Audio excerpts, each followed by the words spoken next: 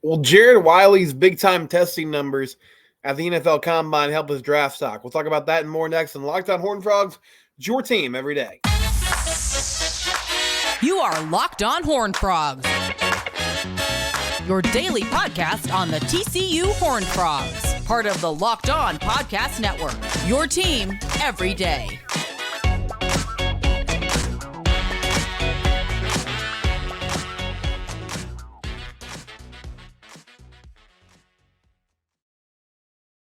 We are free and available wherever you get your podcast. Locked On Horned Frogs, your team every day. Thanks for making the show your first listen. Brought to you today by Nissan.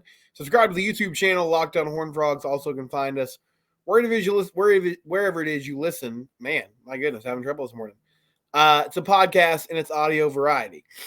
NFL Combine happened over the weekend. Meant to talk about some of this Monday, but Anthony Jones, if you missed this, running backs coach for TCU no longer. He is moving on to USC.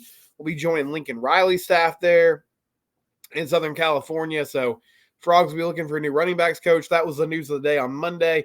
But multiple TCU guys tested at the Combine, and a few of them did really well, possibly helped their stock. One guy that I'm really excited about his potential at the next level is Jared Wiley. I mean, the first thing that stands out about Jared, physically, he just built really well. 6'7", I believe he measured out at 260 at the Combine workouts.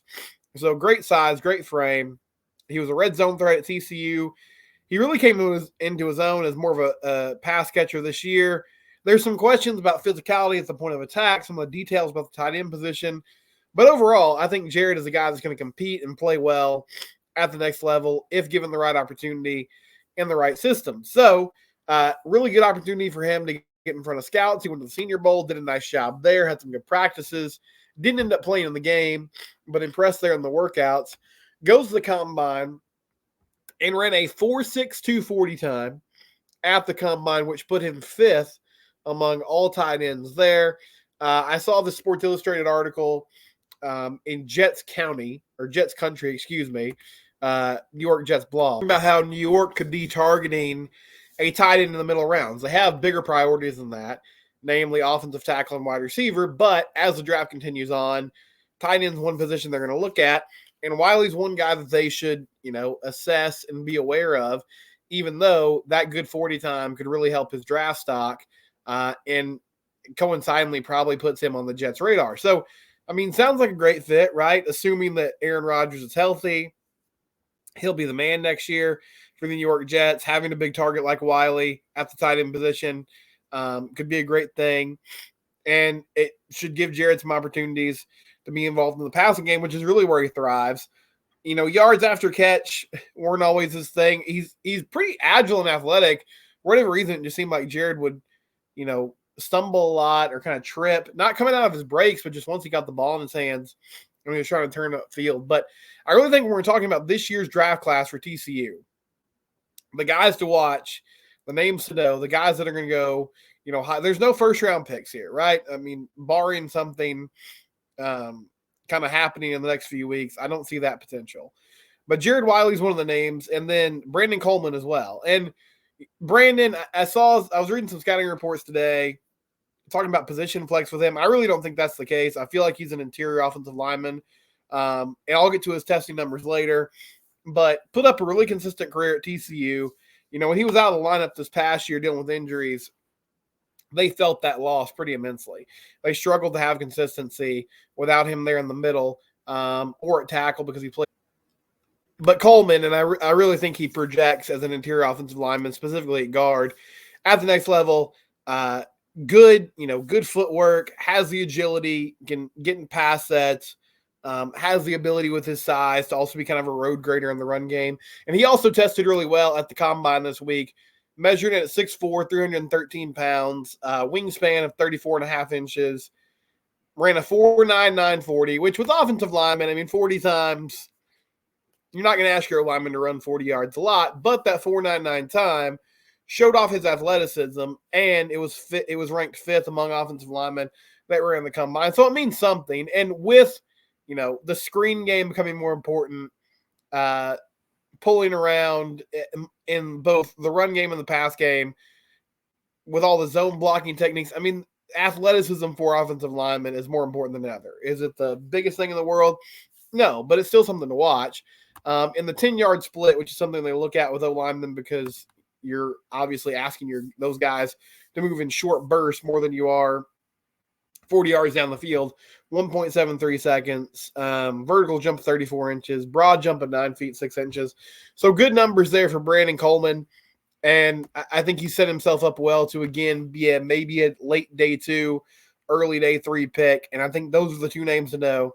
Jared Wiley, Brandon Coleman, as those are the names you're going to hear first from, TCU representing the Frogs going into this NFL draft. Another guy, though, that did well, Josh Newton, who put up some good numbers among defensive backs, not necessarily in the 40 time, but in some of the quick agility drills and 3-cone drill. He ranked 5th at 7.01 seconds. Also came in well in the 20-yard shuttle at 4.15 seconds. So Josh is a guy, I didn't really know how his testing would go because I didn't get a great feel. I mean, he was a good cover corner, did a great job for TCU in the 2 years that he was there, really stepped up this season and became like that guy that can, okay, I'm going to take away half the field. I'm going to guard my man to my best ability. Also, one thing that stood out to me at the combine too, Xavier Worthy, oh gosh, what did he run? It was like he ran sub 4.3, in the 4.2 range, broke John Ross's record. John Ross from Washington that set that a few years back. And as I'm watching that, I'm like, isn't it crazy? Like, I was criticizing Josh Newton for having trouble keeping up with guys like Xavier Worthy and Adonai Mitchell. And you look at the testing that those receivers put up, and you're like, wow. I mean, these are NFL quality wide receivers. But I think Josh Newton is an NFL player. I don't know where he's going to end up. My apologies. I'm dealing with allergies today. It's that time of year. I don't know exactly where he's going to end up, but I think Josh has a great chance to make a roster and be an impact player. And you see the athleticism. He's had that chance now to show that off through the combine testing, and he should do well at the pro day as well.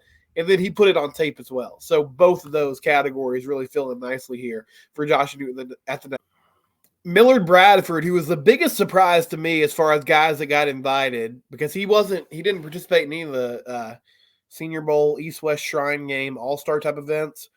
But taking advantage of your opportunities and turning heads, great job by him. He had the second fastest time among safeties in the 40-yard dash at 4.42 seconds. So that's an outstanding number, showing the athleticism off.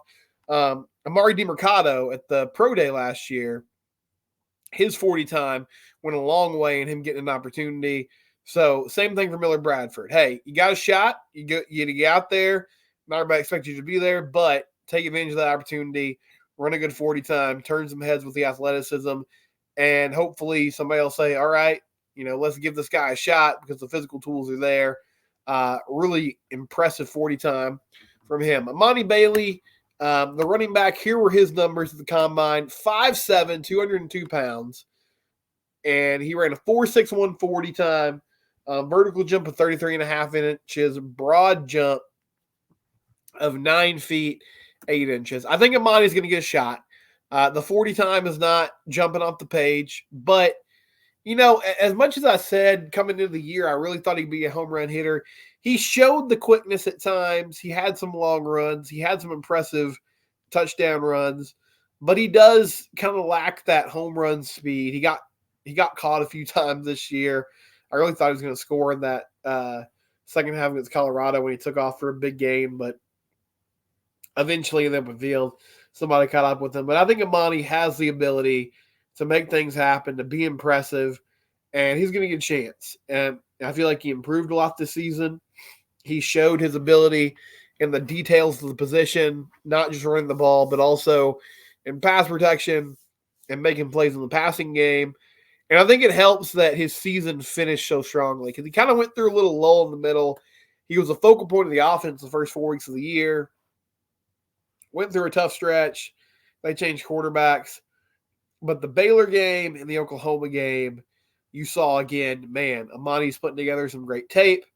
And I've said this before, but I think the most impressive thing to me about his season was he was able to get dirty yards. And what I mean by that is, okay, defense is stringing things out. It looks like it's going to be a loss of 1 or no gain. and he finds a way to pick through the defense and get 2 or 3 positive yards. He had some ability after contact to keep his balance, make things happen. So Amani put up some okay numbers there testing-wise and should be, helpful as he tries to transition to the NFL. Andrew Coker, the other offensive lineman there, comes in at 6'7", 315 pounds, wingspan of 34 inches, 5'3", 40-yard dash, 10-yard split was 1.85 seconds, broad jump 7 feet 10 inches, 3-cone drill 7.95 seconds, and 20-yard shuttle 4.93 seconds. So the quickness and agility stuff, not like Brandon Coleman's was, but still some good numbers from Andrew Coker. I think he can be an effective tackle at the next level, and hopefully he gets a shot somewhere. But the big names to know, we're talking about drafts, where these guys are going to go and where they're going to be picked. Jared Wiley, top 5 40 time among tight ends there at the combine, did some nice things testing-wise. Brandon Coleman, I think he improved his stock. Josh Newton doing some great things with the quickness drills, showing his ability to change direction, which is huge at that corner position. And so overall, a good weekend for TCU players as they get ready to move on to the next phase of the draft process and continue to get evaluated as we go through the offseason. When we come back, Anthony Jones moving on to USC. What was your reaction to that? We'll talk about that and more next. It's Locked On Horned Frogs, your team every day. Always a good time to join FanDuel. They still have this amazing deal going on. You go to FanDuel.com/lockedon or download the FanDuel app. New customer, if that's you, never tried this, you want to give it a go.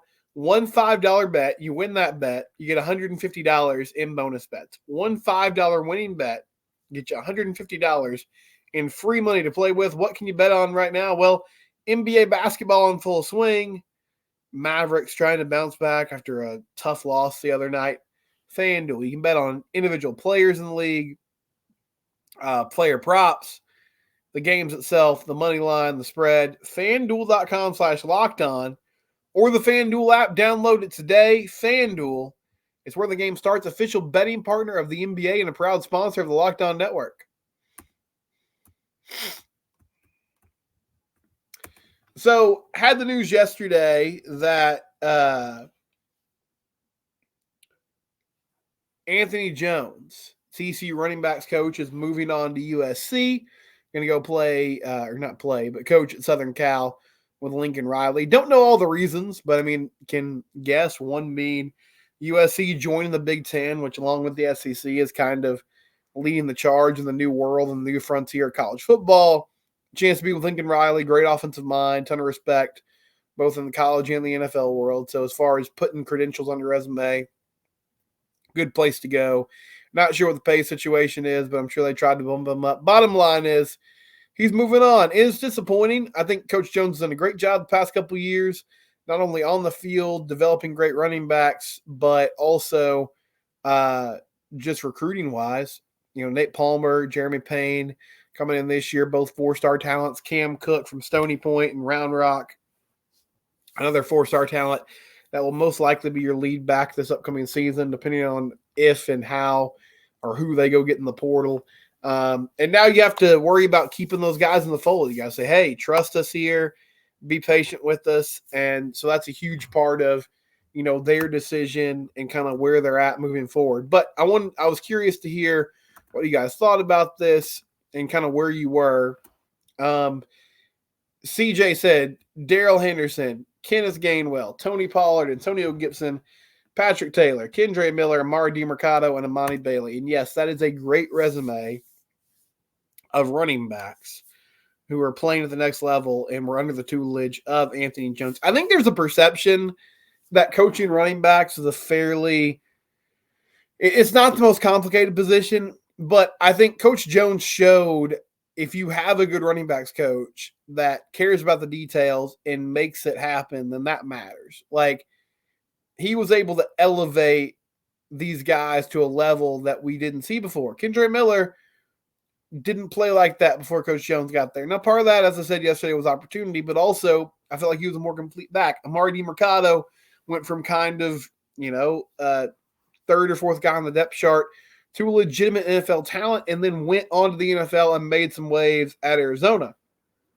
Amani Bailey turned out a great year this past season and is now going to have a chance to go play in the NFL. Don't know where he'll get drafted, if he'll be an undrafted free agent guy, but I think he's going to make a roster. And again, Coach Jones can be attributed to that. He also did a really good job on the recruiting trail. So it's twofold in what you have to replace here. And yeah, I mean, there's no way around it. It's a big loss. He did a great job. David May said, I'm starting to get a little concerned with these departures in football. He also said, I've given up on men's basketball. Baseball is where it's at. I mean, it's something, how worried should you be about it? I think on one hand, it shows that Sonny Dykes has done a good job and is doing a good job of hiring talented young coaches that are desirable to other programs.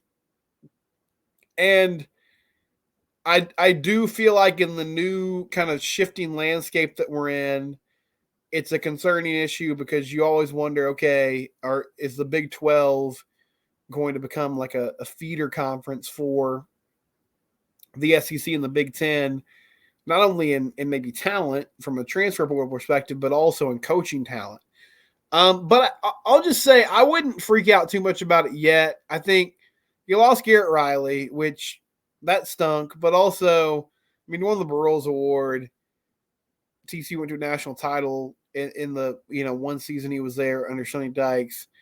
Like, there was a decent chance. It was a hard thing to stop. There was so much, he got so much exposure. That offense got so much credit. And he got a good opportunity at Clemson and took it. Anthony Jones moves on this year. But other than that, I mean, Rashad Samples left before the season started in year one of the Sonny Dykes era. Got an NFL job. For the most part, though, they've kept this thing together. They've kept the defensive staff pretty much totally intact other than the DC, which is kind of odd to me and strange. I mean, Andy Avalos wouldn't have taken the job if he didn't sign off on it. I understand, like, Paul Gonzalez is probably the most respected coach on that staff. Carlton Buckles, I know the corners, just talking to some of the, like, parents of the corners, I know that the players really play for him. They like him. They play hard for him. They think he's, got their best interest to heart. And then Jamarcus McFarland, I know as a young coach they like, and they think he does a good job on the recruiting trail. But I do wonder, like, okay, do you want to give a new leadership the ability to go get their people? But they decided on this, at least for this year. And so we'll roll with it and see what happens. But I don't think there's like a mass exodus happening of TCU coaches. Like, yeah, you've lost a few guys, and some of them are coaches that you would really want to stick around. But, that's the I guess, consequence and hard part about hiring well and doing it at a high level is these things can happen. Mr. Doug says football staff departure is disappointing. I thought this was a destination, great culture, good pay, great market. Basketball, I think we've seen the ceiling. Not a single winning season in conference play under Coach Dixon. In fact, not one for TCU basketball in the last 25 years, I think. Better results under Dixon than prior coaches, but do you want to raise the bar or settle? And then for baseball, they said dynamic comebacks. Hope they save some for later in the year. I mean, on the football side, I do think there's good culture in the football program, and destination's a good word. I feel like that's what they're trying to build. I think in this specific case, like, a good young coach got an opportunity he couldn't pass up. I'm not sure it's a sign of an epidemic that's going to happen over the next few seasons, but I guess that remains to be seen. Basketball-wise, I agree with you. I mean, I think it's tough to evaluate these things. It's the age-old question of, like, okay, compared to historic anecdotes, right? Like, Jamie Dixon has done amazing things here that haven't been done by anybody else. At the same time, you don't want to get complacent. So at what point do you start to say, all right, can we get to the next level with the current leadership? What do we need to do to take that next step? That's a hard balance, but that's part of the decision-making process for the athletic department. And I don't see this team making a run in the Big 12 tournament or the NCAA tournament. I hope I'm wrong about that, but I just don't see it right now. Big Easy One said, should be able to find a quality coach. Good luck to Coach Jones. Basketball, on the other hand, is not good. Who blows a 17-point lead in the first 5 minutes of the second half? You got to look at the coaching on this. Yeah, I mean, BYU is a team that can shoot the three. So that had a factor in it, but inexcusable to blow that lead. And got to go win a couple games here against West Virginia and UCF to solidify your NCAA tournament chances, and then just kind of hope for the best from there on out. But as far as Coach Jones goes, I think they're going to make a good hire here. It stinks that he's moving on. It's a big loss for sure. And that's just, again, kind of the tough part about hiring good young coaches who draw a lot of attention and are good at what they do. We'll wrap things up with some realignment talk next here on Locked On Horned Frogs, your team every day. Are you the kind of driver that likes to push things a little further? Are you interested in adventure? If you're watching on YouTube here, you see the website. Shop now at nissanusa.com. That's nissanusa.com. They have 3 different SUV models. The 2024 Nissan Rogue. It's perfect for city drives. Also great escapes. They have Google built into your car, built into the touchscreen there. Google Assistant, Google Maps, and Google Play Store. The 2024 Rogue is a perfect mid-size crossover for your next adventure. They also have the 2024 Pathfinder, which has room for up to 8.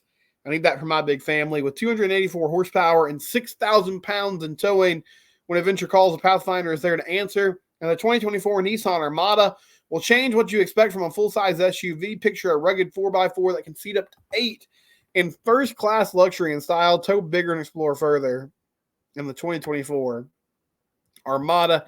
Shop now at nissanusa.com. Get your ride up to par with those SUV models. nissanusa.com. So I dropped this episode last week about the potential of TCU in the Big Ten, and that came from a report from James T. Yoder, who is the founder of Chat Sports. He's also a Michigan graduate and pretty plugged in there. And he basically said the Big Ten is considering expansion again before the 2026 season. If they do that, they're looking at Notre Dame first. If Notre Dame balks or past that, they'd be looking at Florida State. And then TCU is right there underneath Florida State because of their regional ties there in DFW, the importance of landing that television market, the importance of being in the state of Texas. I think it makes a lot of sense in some ways. I'm going to have Tommy Fisher on tomorrow's show to talk about the possibilities. And again, I feel like this all comes down to what do you want TCU to be in the next 10 years? Because there's a lot of different possibilities within college football. The Big Ten and the SEC going to break away and try to completely secede from, the NCAA and the rest of Power 5 football. Are they just going to throw their weight around in the current college football playoff system and say, hey, you have to accommodate all our demands because we're in charge? But bottom line is, if you want to be a huge player in the national landscape, being in the Power 2 is a good way to do that. And so TCU needs to continue to position themselves if and when realignment and expansion continues to happen, which seems like it'd be most likely with the Big Ten because they have a desire or an interest in being a nationwide conference, and they're not currently in the state of Texas. Of course, the SEC is. They have a big footprint in the state. But TCU needs to be ready to continue to evolve and change with the ever-advancing world of college athletics. I think they have the leadership in place to do that, so we'll dig into that a little bit more. Wednesday, TCU basketball on the road against West Virginia at 8 p.m., The women play on Thursday against Oklahoma State in the first round of the Big 12 tournament. If they win that game, they'll get Oklahoma, who won the league. Only way for the Lady Frogs to make the NCAA tournament is to win the Big 12 tournament. So it's going to be a tough road, but they do have an opportunity. And then baseball gets Abilene Christian Tuesday at 6 o'clock before playing Kansas and Lawrence this weekend. This has been Locked On Horned Frogs. It's your team. We do it here every day. We're free and available wherever it is you get your podcast. Thank you for listening to the show.